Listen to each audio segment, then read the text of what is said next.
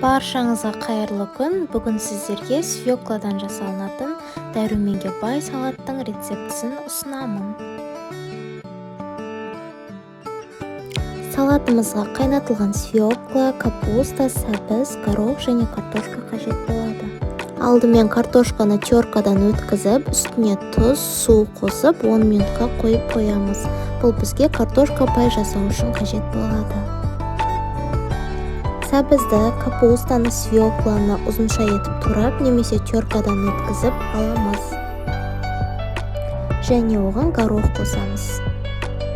Картошканың суы сіңу үшін қағаз салфеткаға кішкене жайып, қызып тұрған майға қуырып аламыз.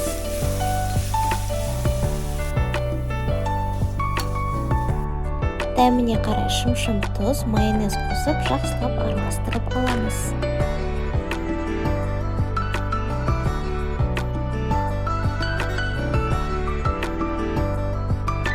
Мен осылайша салат жапырақтарын дайындап қойдым. Оның үстіне салатты салып, бетінен картошка пайымызды әдемілеп қойып шығамыз. Дастарханның сәнін келтіретін өте ерекше әрі дәмді салат. Сіздер де міндетті түрде жасап көріңіздер. Сіздермен болған Арайлым.